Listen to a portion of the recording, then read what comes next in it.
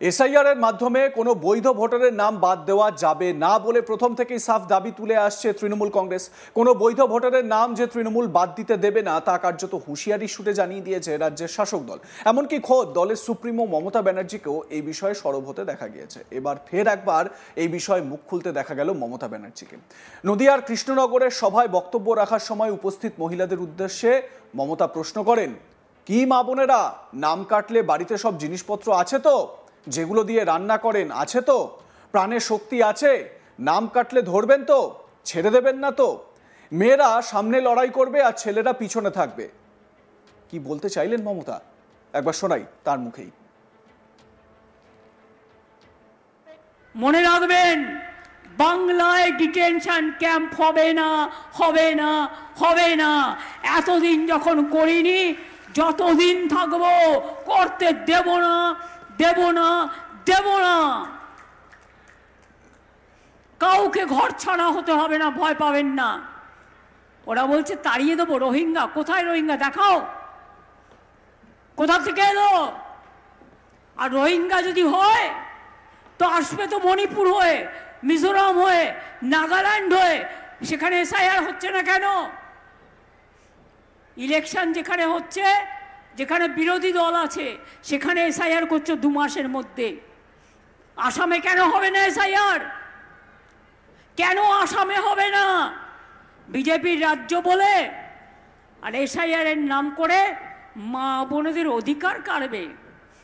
তারপরে নির্বাচনে দিল্লির পুলিশ নিয়ে এসে মা বোনেদের ভয় দেখাবে। কি মা বোনেরা, নাম কাটলে বাড়িতে সব জিনিসপত্র আছে তো? যেগুলো দিয়ে রান্না করেন আছে তো? প্রাণে শক্তি আছে? নাম কাটলে ধরবেন তো? ছেড়ে দেবেন না তো? মেয়েরা সামনে লড়াই করবে আর ছেলেরা পেছনে থাকবে। আমি দেখতে চাই মা বোনদের শক্তি বড় না বিজেপির শক্তি বড়। আমরা দেখতে চাই, বাংলা দেখতে চাই। শুনলেন তো মহিলাদের কি বার্তা দিতে চাইলেন মমতা ব্যানার্জি। তিনি আরো বলেন, আমি সাম্প্রদায়িকতাকে বিশ্বাস করি না, কিন্তু আমি ধর্মনিরপেক্ষতাকে বিশ্বাস করি। আমি সব ধর্মকে নিয়ে চলতে চাই। আমি সেকুলার পলিটিক্স করি। ভোট আসলেই বিজেপি অন্য রাজ্যের লোক পাঠিয়ে কাউকে কাউকে টাকা দিয়ে কিনে নিয়ে ভোট ভাগাভাগির চেষ্টা করে। বর্ণে বর্ণে, ধর্মে ধর্মে, সম্প্রদায়ে সম্প্রদায়ে। আমরা করি না। একই সঙ্গে পাবলিক মিটিং করে গীতা পাঠের কি দরকার, সেই প্রশ্নও তোলেন মমতা। শুনুন। আমি পরিষ্কার করে বলছি, আমি সাম্প্রদায়িকতাকে বিশ্বাস করি না, কিন্তু আমি ধর্ম নিরপেক্ষতাকে বিশ্বাস করি। আমি সব ধর্মকে নিয়ে চলতে চাই। আমি সেকুলার পলিটিক্স করি। বিজেপি ইলেকশন আসলেই টাকা দিয়ে, অন্য রাজ্যের লোক পাঠিয়ে কাউকে কাউকে টাকা দিয়ে কিনে নিয়ে ভোট ভাগাভাগির চেষ্টা করে। বর্ণে বর্ণে, ধর্মে ধর্মে, সম্প্রদায়ে সম্প্রদায়ে। আমরা করি না। ধর্ম মানে কি?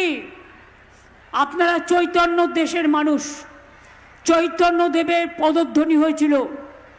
চৈতন্যদেবের পদধ্বনিতে স্বর্ণখচিত হয়ে আছে নদিয়ার রাস্তাঘাট। এবার আমায় আপনারা বলুন তো, এরা যে গীতা পাঠ বলে, গীতা পাঠ তো আমরা সবাই বাড়িতে করি, যার যখন প্রয়োজন হয়। তার জন্য পাবলিক মিটিং করার কি দরকার আছে?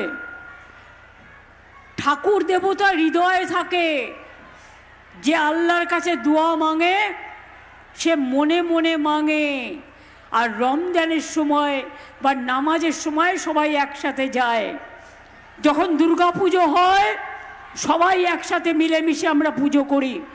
কিন্তু বলুন তো, যারা গীতা গীতা করে চিৎকার করছে তাদের কাছে আমি একটা কথা জিজ্ঞেস করব।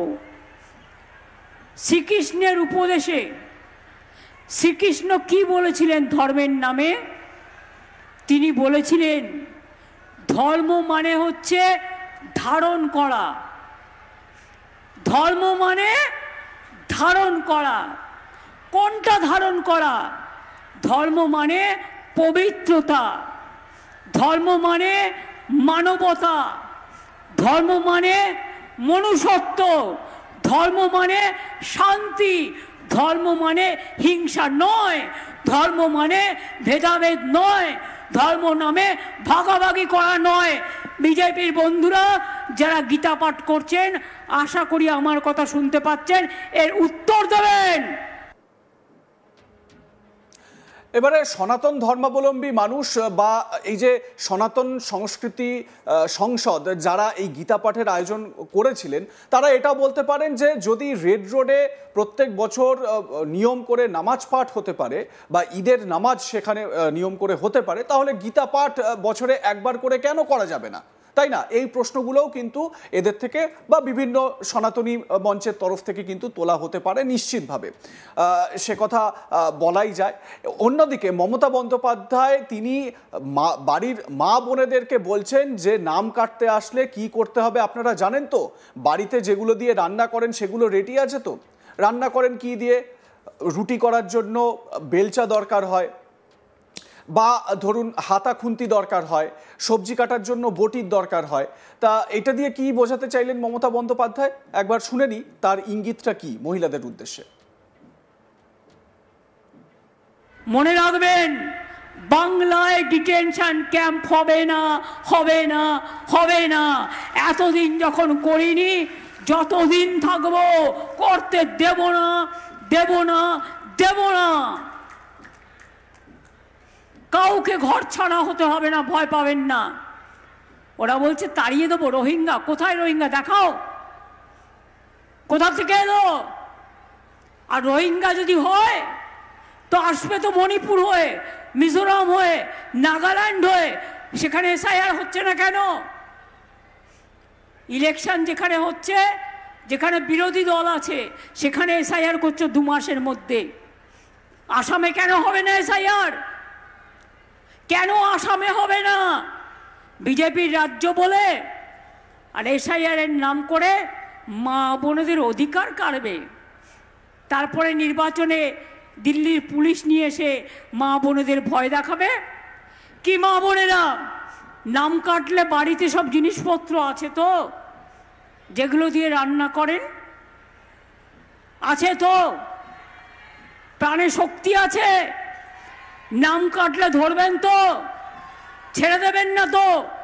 মেয়েরা সামনে লড়াই করবে আর ছেলেরা পেছনে থাকবে।